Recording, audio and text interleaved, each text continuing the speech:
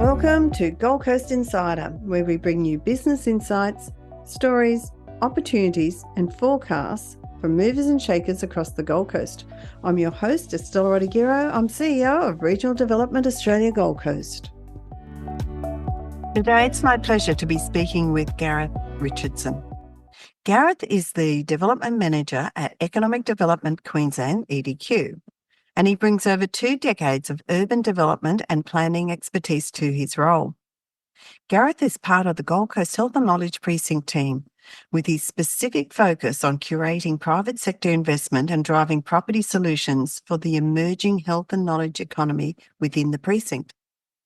His passion for the Gold Coast and sustainable urban outcomes drives his commitment to creating transformative spaces for Queensland's future. It's great to talk to you. Welcome, Gareth. Thanks, Estella. Looking forward to it. Right, we'll start at the beginning, shall we? Can you tell us a bit about your journey into urban development and planning? Yeah, great question. I think it's probably something for me that grew as an extension of my interest and love of places. So, and some of that came from, obviously my parents and interest on family holidays and the outward geography of those travels. But it really developed, I guess, through school, where I had an interest in design, geography, economics, and as that sort of grew through university, where I studied a Bachelor of Built Environment, so got quite a generalist view as an undergraduate, then to land in planning, which I enjoyed and followed for a number of years, and actually took me around the world as a career as a young professional, which was great. To have worked now sort of in property really for the last sort of 15, 20 years. Wow. So what did you work in initially? So town planning was Okay. I worked in as a graduate. So and interestingly, having graduated sort of in the late 90s, the recession when the Gold Coast was not going too far, the Japanese had exited and there wasn't a lot of capital around. My first job, I had to go to Mackay and Townsville to do some regional backfill work in a council up there, but was lucky enough to return and my first job was here with a civil engineering and planning firm on the coast, so which was great. I was going to say, and boy, hasn't that changed, that story, which we'll get to and we'll unpack as we go through. You've grown up here on the Gold Coast. So to you, what are some of the city shaping changes that have stood out for you or are standing out for you? Yeah, I was lucky enough to be a young kid at 7th Avenue, Palm Beach, when there was a hardware store and a fishing tackle shop at the end of my street. Mum and Dad bought a block of land in Elanora off Allen Bond, and they're still there today in their family house. But for me, a couple of big changes that stand out, really the M1 upgrades, connecting the coast to Brisbane in a fast and efficient way really drove some huge changes in how we move around Southeast Queensland. And I guess continuing on that, the train line changed the way we live in this city. The light rail continues to show us that has a big future in the city. And the other one was probably the airport, being an international airport, being able to travel the world and not have to go to Sydney or Brisbane to enter Asia or Asia Pacific, Europe, Americas. So, some massive changes in the time I've lived here. And some of those changes have been as a one of the best results of the Com Games, hasn't it? And as far as our good internet lines, secure sites and things like that, has that had a positive impact? Yeah, the Commonwealth Games, and I guess I've got the benefit of working with Economic Development Queensland on some of the legacy of that Commonwealth Games, and you only have to look at, I guess, Lumina and the Health and Knowledge Precinct, which is driving the new economy of the Gold Coast in health and knowledge, as a product of the Commonwealth Games. Yes, it was here for the village, but as a result, we basically have development-ready land that is risk-free underneath a priority development area with government. So there's absolute investment certainty for the private sector to partner with health and the university to drive this new economy. And then we've got Australia's biggest build-to-rent in the Smith Collective, which is the legacy of the Commonwealth Games, and EDQ is just partnering with our next, residential build-to-rent expansion to really drive another 880 units designed for key workers here within the precincts. So really seeing some strengthening of that accommodation offer as well off the back of the Commonwealth Games. That's brilliant. Now, we've mentioned EDQ a couple of times. Do you want to give us a brief overview of EDQ and how that role, what is that role? Yeah, Economic Development Queensland is the government's property and planning service. So it's quite unique in Australia, and it's actually what makes us so competitive in that within Economic Development Queensland, we can do the land use planning for a particular growth area, but we also can be a real estate and property function in that same area. So that plays out across the state, whether it be in industrial development, in sort of the transition of the Queensland energy market with gasification and logistics, right down to driving more affordable and more diversity into our housing developments, which are currently needed. So such a broad opportunity for the government to, deploy a planning and property service into a market where it's needed. So that's unique across Australia. We have a gift, and it's probably one that under a recent change is only going to strengthen into the future. And that's all about that collaboration too, isn't it? I mean, it collaborates across all levels of government. For sure. So the strength of any place, whether it be a growth area or an infill area, is about how you deploy and plan particular services. And we can't do that on our own. We partner with local communities, local governments, state agencies, federal agencies to make sure that the legacy that we leave is one of value and one that we can be proud of. And we'll get into some of those in a minute, but I did want to talk to our population growth. And in June of 23, our current population is around about 666,000 people. And not surprisingly, because it is one of the best places in the world to live, that number is predicted to rise to 1 million by 2040. But, what does this really mean for the people of the Gold Coast? It's an exciting future. To have a growth paradigm is one that cities around the world aspire to, and to have the opportunity of new population, new economies, new business, and an entrepreneurial flavour to how we operate. Being a young city, we're very good at changing and evolving and moving forward to face the challenges in front of us. So I think it's an exciting future. And the city is one that I don't think is best understood nationally, and its natural beauty coupled with this shift in our economic focus is going to set us up for a successful future.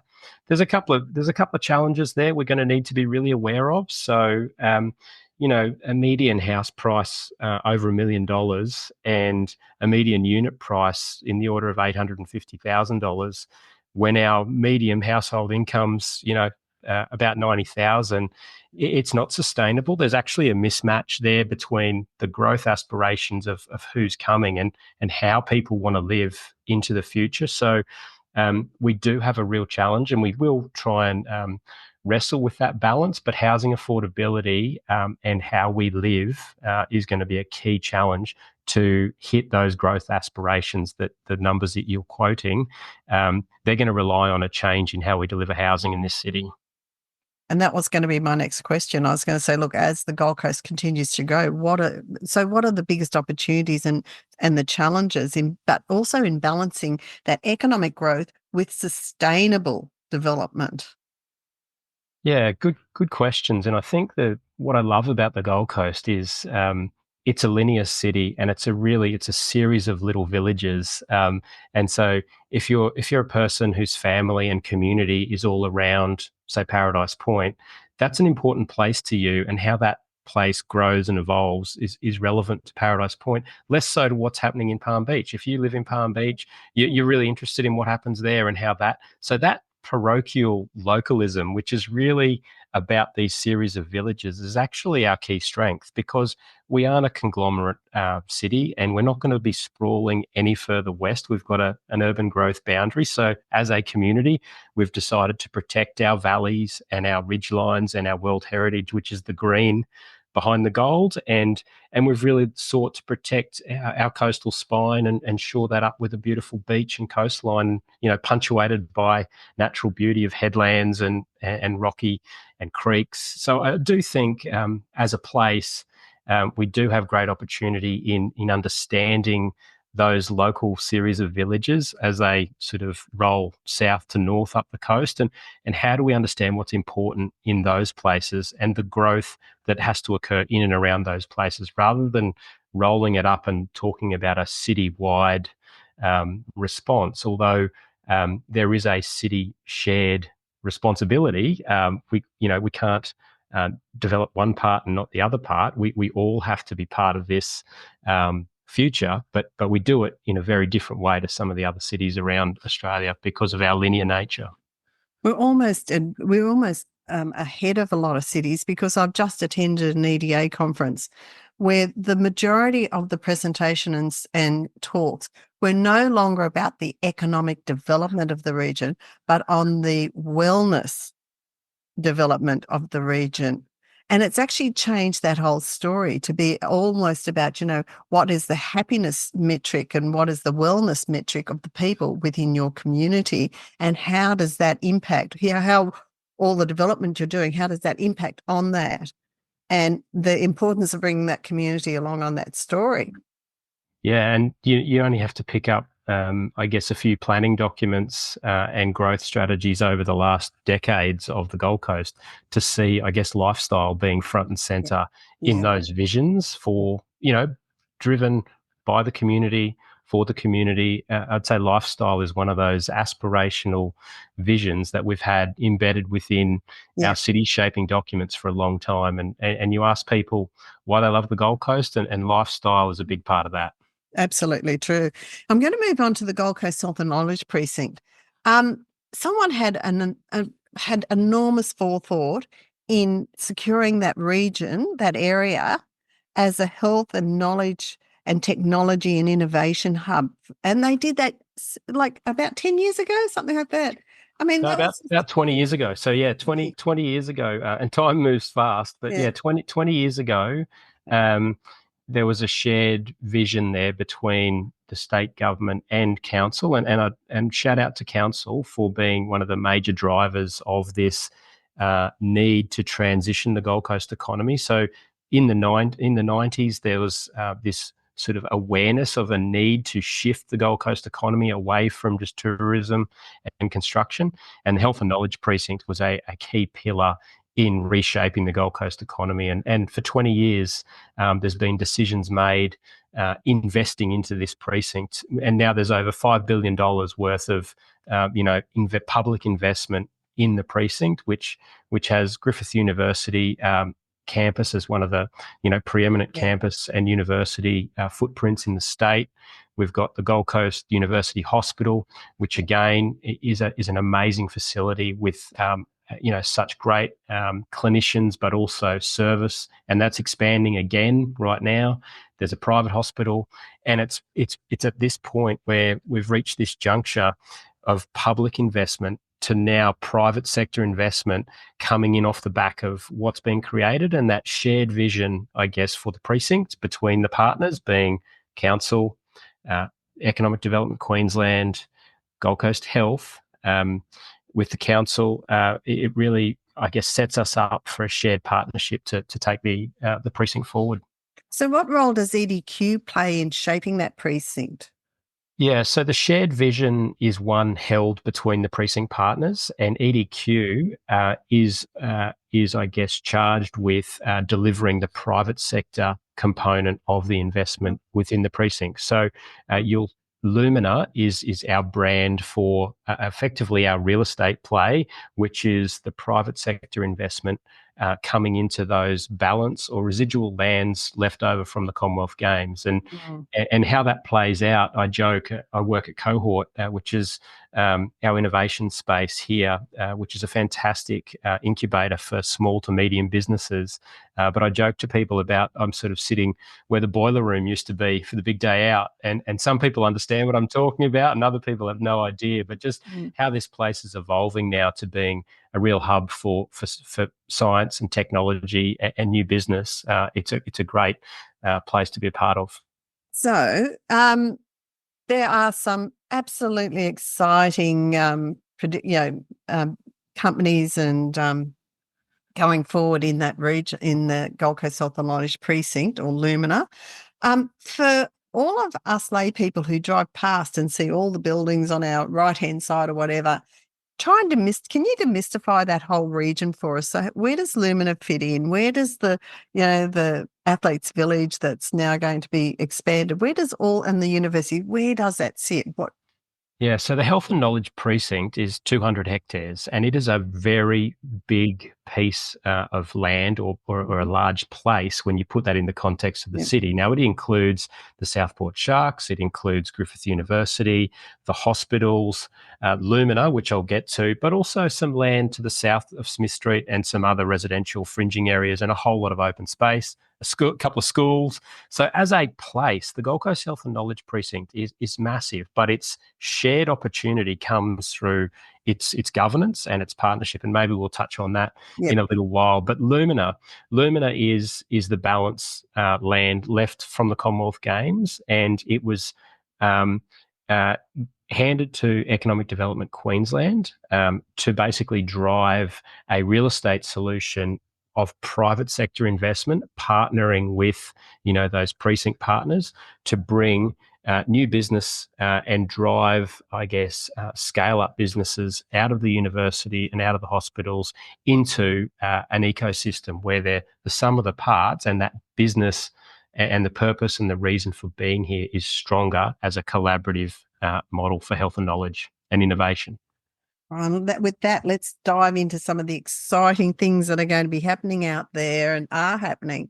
Yeah, so this year we saw the first private sector building complete, which is Proxima, and it's a centre for, paediatrics, and we're seeing some really interesting innovations in a number of areas there, both with the clinician and specialist side of paediatrics, but linking with Sanctuary Early Learning to deliver a childcare with an inclusive intake. So 30% of their students or kids will have a special need of some sort, and Griffith Uni is partnering with them to do a longitudinal study to understand the impacts of bringing the care into that education establishment rather than ripping the kids out and driving around the Gold Coast to go to different appointments or different places, actually bringing that to them and giving them the ability to start school on the same level as any other kids. So those sort of things really motivate, me, and those opportunities to do things better, and the research that will come out of that may shift practice into the future. So that's a great example. But so that's like an integrated centre where, for parents who do have special needs, you just have to go there and all the specialists will be there? There's an ability for those specialists working within the Health and Knowledge Precinct to come to that centre. So there's actually clinician rooms in that centre, but also the floors and the take-up in that building is aligning itself with that broader vision. And the exciting part of that building, it's actually been funded and sold through to a national real estate business with a health fund. So we're seeing national capital, coming into this precinct and really wanting to put, a marker on their investment strategies because of the strength of the Health and Knowledge Precinct. And I guess what EDQ brings is a discipline and structure around the ecosystem. So we won't, be selling land for the next Bunnings or the next service station or the next, corner shop. We'll actually only be developing real estate which aligns with the vision of the Health and Knowledge Precinct. So if you're a national health fund, you've got greater certainty over the combination of buildings and the ecosystem that will come out of the ground. And that, I guess, goes to the next building, which will finish next year. It'll top out at the back end of this year, RDX, which is a massive investment from a global health fund, Northwest Healthcare. So they're owners and operators of global health infrastructure, and for them to target the Gold Coast, and the reason for being here is the strength of the precinct's vision and the partnerships between the players and the ecosystem that we've created. So that's why they want to be here. So you're seeing national capital, international capital for the first time really sort of driving the development here at the Health and Knowledge Precinct, which is fantastic. And of course, we're the winners on the Gold Coast because that RDX, they're about R&D, aren't they? In health sciences, medical research, digital health. So having them here is such an advantage to the Gold Coast, just to the community of the Gold Coast, really. Absolutely. And it actually being able to house some of those exact research opportunities, which are currently existing within the hospital or within the university, but commercialising those into the private sector and scaling them so that the Gold Coast Health and Knowledge Precinct becomes, I guess, a centre and a place known nationally and internationally for clinical trials, for research, vaccine development. At the moment, all of this stuff exists, but it's existing within the institutions of the university and the hospital. These buildings will, for the first time, allow that to spin out and start to scale using private capital, both national and international backed. And so there's more, but wait, there's more. Yeah, so I guess that's the interesting part about why EDQ has been charged with delivering the I guess that private sector component is we were really benefited by the Commonwealth Games doing the heavy lifting and funding all of the upfront infrastructure that was needed to make these sites development ready. So we've got then the ability to take our time curating these buildings and getting the right tenants and the right ecosystem so that we're not chasing an interest bill with the bank like a standard developer would, and sometimes making, I guess, short-term decisions where the government has asked EDQ to make those longer-term investments and be quite disciplined and thorough in how we transition this gift that the Gold Coast has been given off the back of the Commonwealth Games. We also have the Gold Coast Life Sciences Centre. Yeah, and it's an amazing facility. It'll come out of the ground very soon. We've settled there with Nikon, and that's a really exciting opportunity again. Seeing a centre that does have that ability for research and research partnerships, driving, I guess, that real estate vision from a company that's grown to understand the Gold Coast probably better than most. So to see them also investing is fantastic. And aged care? Yeah, aged care is an interesting one. We've got aged care coming.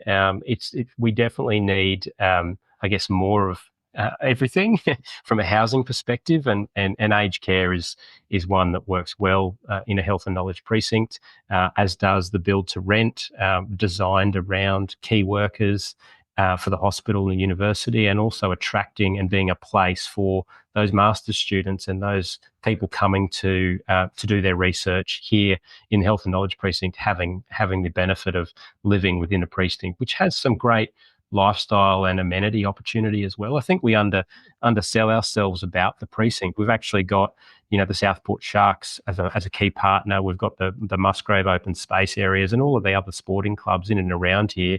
But we're only 2 light rail stops back to the Southport and the waterfront of the Broadwater. So it's a pretty unique spot. And with that, the exciting part for me also is this equates to skilled workforce. This equates to all those people that are going through university, all our local kids that are going through high school. The projection for work for the expanse of what they can do is phenomenal moving forward. Yeah, and a couple of really interesting insights when we are talking to business about why they want to be here within the precinct versus, say, Sydney, Melbourne, even Brisbane, is exactly that, because the competition for talent nationally it's really hard. I guess it's quite a challenge when you're in Sydney, Melbourne, and if you're a big business and you're competing against the next big business or the next, national or international corporation.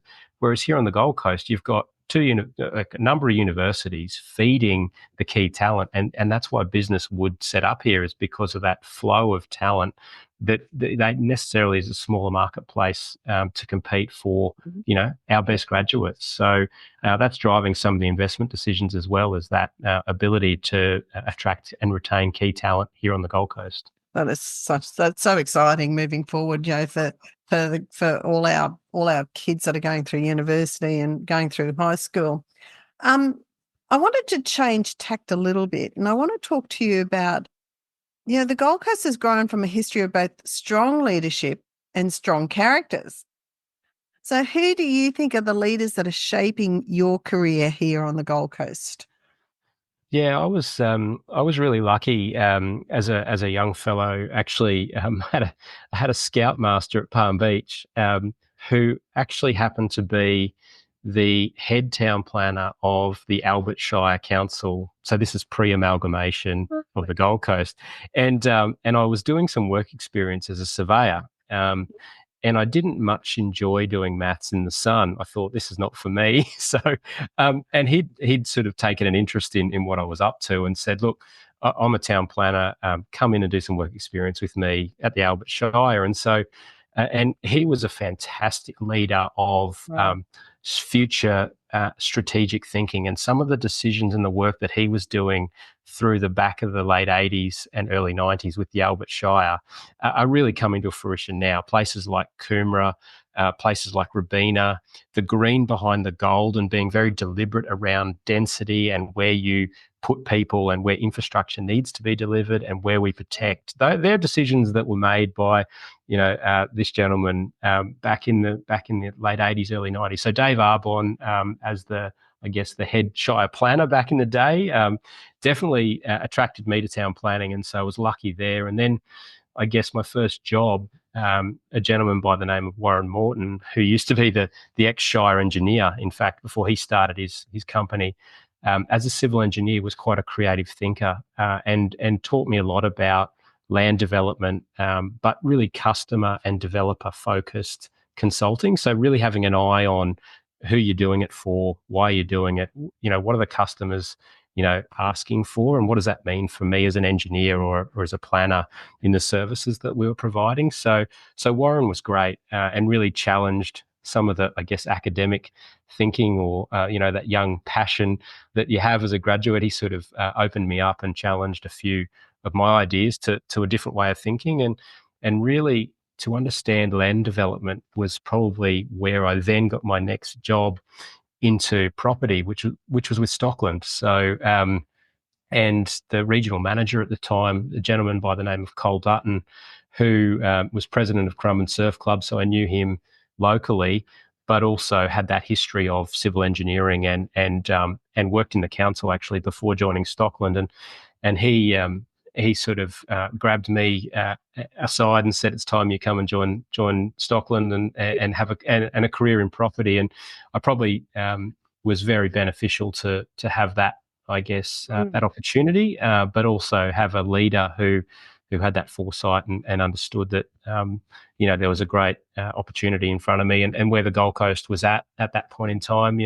Pacific Pines was humming, the Observatory, Jacobs Ridge, Ormo, all of these, residential communities were really fueling the growth of the Gold Coast, and I was a big part of all of that with Cole and the Stockland team, and then, more recently with some of their shopping centre developments and retirement living across the coast. So yeah, benefited, I guess, from an early period right through to most recently from a couple of, 3 significant Gold Coast property leaders. Okay, so what's your current view on the leadership of the city as we sit here? Yeah, it's a great question, and I think one that's a really important question for us as a city because it will take great leadership to continue to drive this city forward, and we've benefited in the past from some really strong leadership and some big decisions that have been made. And I say the current mayor is probably a great salesman and a great delegate and doing some wonderful things for the city in terms of really trying to change those perceptions around what it is to be Gold Coast and what it Yeah. is to be a Gold Coaster, and why you should be part of our future. There's no one better, and so that's fantastic. I guess my subtext to great leadership is that we can't do it alone, and if we want to be a national player, if we want to be an international player, great collaborative leadership will be, it'll take us forward because we're going to, as a regional city, we will always need state and federal partners, international capital. And so that sort of collaborative leadership model, I think, is one for the future. You're right. Before you spoke earlier about that whole planning and the importance of planning for the region. You also went on to say, so talk to me about how that planning works. Where's our next bold vision and how long does this take? Like, how long do you plan for? I have a business plan for 12 months.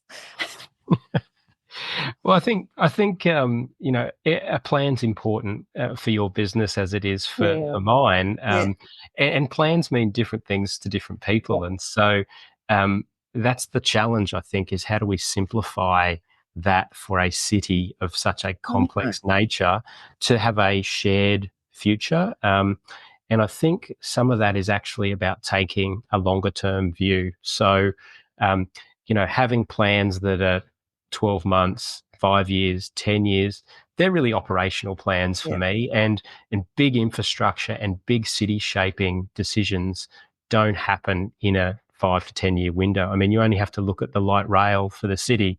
It was emerging in the 90s through the council's, transport planning documents. And here we are today, 25 years later, still talking about whether it's appropriate or not. And they're good conversations to have, but you need to have a long-term view for big city shaping decisions. And then things will evolve and change in different market cycles or different climatic conditions, and you'll need to respond accordingly. But I guess a strong long-term vision is what I'd call a North Star for this city. And that probably needs to be a 50-year view because, we sit here today in 2024 talking about decisions that were made in the early 90s, and you go, well, actually, we've landed where we wanted to be, but where are we going? So what does the next 50-year view look like? And I think the council's doing some great stuff at the moment with their growth planning, and they're having conversations around that.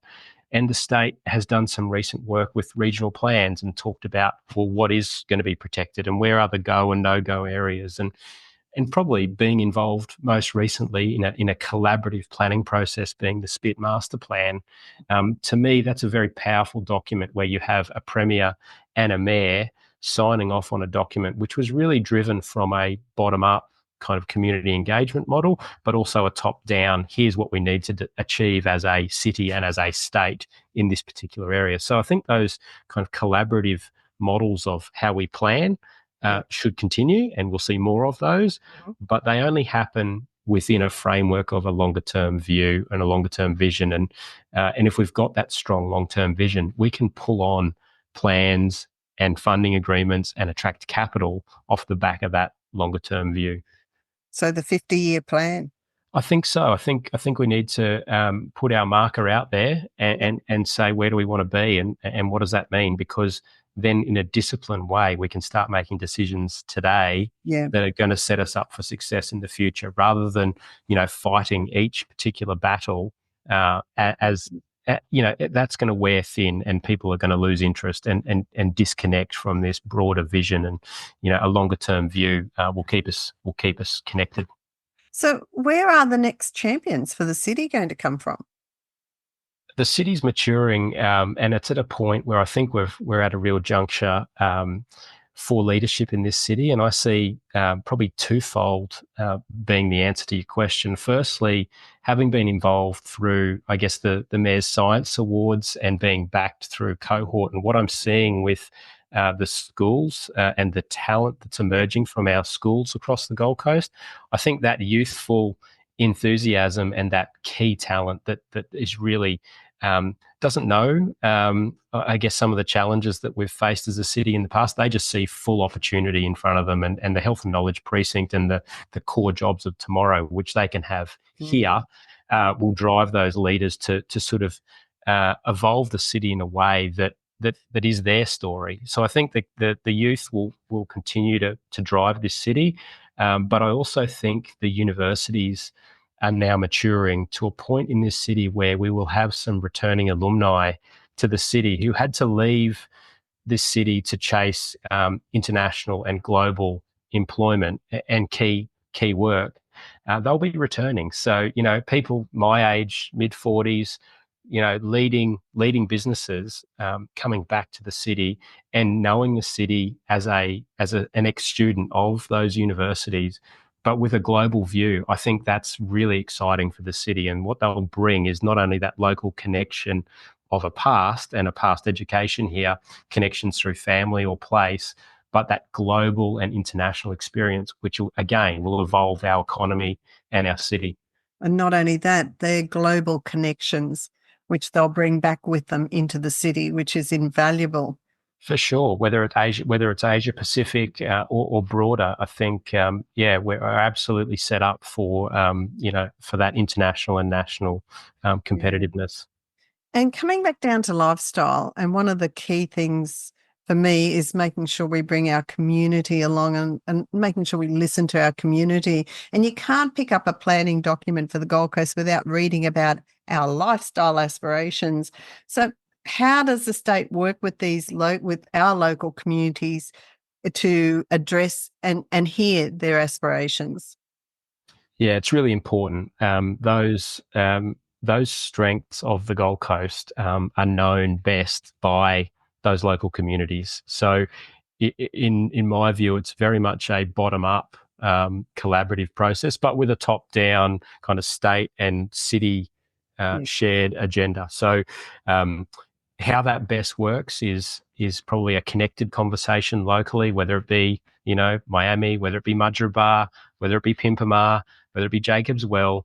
Those people of that place know that place best, but you've got to look at it through a lens of that 50-year view of we are a growing city. The paradigm that we are working within is growth. You talked about the numbers earlier, so you can't have a sort of a marginalized local view of the city without a broader understanding of what we're all sharing here, which is that growth story. But I think if I look at an example where I mentioned the Spit Master Plan previously, that was definitely a great example of a grassroots and a community-led engagement process and conversation with both the state and the city sort of working together to have that, I guess, shared and bipartisan plan, which is now being implemented through a range of projects, whether it be upgrades to rainforests, whether it be walkways, boardwalks, jetties, and even the private sector real estate investment, which now for the first time has some confidence around, what the rules are for that part of the world. So actually having a framework gives people confidence to invest. So I think that's a great model of, I guess, that need for that grassroots community-led conversation with a top-down collaborative model. So when we first started our conversation, you mentioned that the Gold Coast is a whole group of communities, and they're like, whether you live in Palm Beach or whether you live in Currumbin or whether you live on, wherever you live, you're in a small community, and they see themselves as very succinct little communities that make up the whole. With the growth of in population and everything else we've got happening here, do you still see that that's viable moving forward? I think it is, and the reason I'm comfortable with that statement, and I guess quite encouraged by the future, is each of those discrete communities are so because of the place that they are. So Currumbin, as an example, where I grew up in Palm Beach and Currumbin, the headlands of Tellabudgera and Currumbin punctuating those creeks and that coastline, Okay. and the coastal, that's not going to change. But they're the things that connect people to that place. Now, whether Palm Beach has some duplexes and some apartments and some next evolution of development, that's not going to change the headlands and the creeks and those natural environments that connect people to place. So I think, our natural beauty and some of those nuances of each of these little discrete places will continue, and we need to protect those areas. Yeah. There's other areas that I think we need to move forward and be unashamable in doing that. We need to move from, a laziness around suburbia and move to a more urban outcome in some of these areas so that we can have housing that remains affordable for families. People need to be able to downsize and do that freely within the communities that they've grown up in. Why should they have to leave to retire? You should be able to retire in the suburb that you call home. And at the moment, we just don't have the diversity of housing stock to allow that to happen. So we really need to evolve how we think about those, suburban areas of the city, which were developed through the 70s, 80s, even early 90s, 800 square metre blocks. That's the opportunity, I think, moving forward. The high-rise spine and the A-grade real estate of the Gold Coast will always drive itself, but we need to, as a city, evolve these other areas to remain competitive and keep our lifestyle and keep it affordable for families. And also the whole point around sustainability. Yeah, absolutely. I think we always talk about new cars, don't we, being Yes. safer and more technological, but yet we talk about old houses as a great investment. It's like, well, actually, they're actually inefficient. They're not sustainable, and so an ability to move our housing stock forward in an efficient and sustainable way, I think the Gold Coast is well set up for that because we've always evolved and we've always changed. So I do think us moving forward in a sustainable way, we're set up for success. We're also very flat as a city. So, the modes of transport and how we move around the city will change into the future. Now, yes, the M1's a big part of that, the rail, heavy rail, light rail, buses, but I can see micro mobility into the future, walking, cycling, you name it, that will continue to grow as a real way that we move around the city because we're set up for it. At the moment, we need to do some more in that space to support active travel and probably pull us away a little bit from some of the car dependency. But we've already set ourselves up for success, right? We're a flat city. We've got great climate. So why wouldn't you want to ride and walk a little bit more to maintain our own lifestyle? True. And then we come to environmental issues. And a lot of people have moved to the Gold Coast for the lifestyle, right? They all say that we came here for the lifestyle. So as soon as they move here, they don't want to see it change. Like, we can't take that change. And how do we do that balance? And I guess from my perspective, that planning piece is absolutely more vital now than it ever has been. Yeah, absolutely. And you can see some great movements in this space. The Green Heart by council as sort of looking to sort of invest in open space at the heart of our city because it needs to be accessible by the majority. And what better place to do that than right in the middle of it? The other thing we're doing well is protecting the green behind the gold. And so if you're living in Central Gold Coast, you could be in the morning walking on the beach within 10 minutes, but also equally 10 minutes you could be in World Heritage rainforests and national parks. And the linear nature of our city makes both the water and the national parks so much more accessible for the majority of the city. Now, I think as we grow, we will see some more pressure on those areas because of people wanting to obviously access nature and access water. I think all of those things will continue and we need to protect and plan for that. And certainly it's going to be a challenge for us to make sure they remain open and accessible for many. So the life of a planner is a very important role and it covers a lot of facets. You've spent over 2 decades in urban planning and development. And if you could give one piece of advice to someone who's looking to pursue a career, what would it be? Such a big question, I guess. My first point is it's such a fantastic career to be involved in property because of the legacy that you can leave a place. So I drive around now with my kids and I can say, see that park, I planned for that and built that, and these houses we built here for this particular reason, and these are the jobs that we're creating for the future. So to have an ability to leave a legacy for future generations, it's a really powerful career because the decisions that you make today and the streets that you lay down today, they stay there for forever. I'd say it's a huge value that you can give in the job that you do. So for me, really happy to be in a career where I can sort of look back and say, yes, we did that.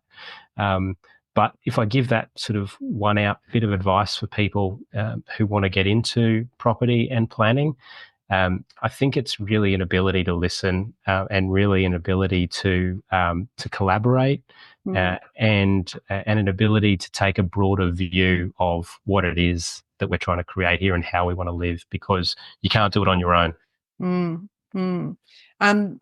Look, it's been wonderful speaking with you. I've got a new respect or a new knowledge, a broader knowledge of what it all means, because nowadays you are planning, urban planning and development really isn't just about, the bricks and mortar and where the roads and everything are going and how do we fit all that in.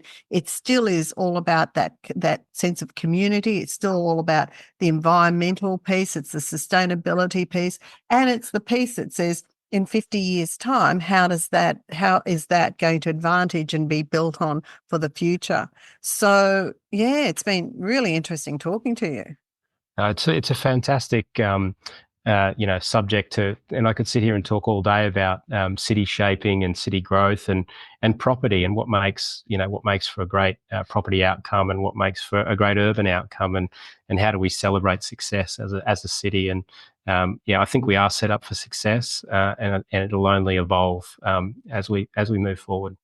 Oh, thank you so much. It's absolutely wonderful to hear what's coming up for the future of our city. It's actually exciting. So thank you for speaking with me today, Gareth. Thanks, Estelle. I really appreciate the opportunity. Thank you.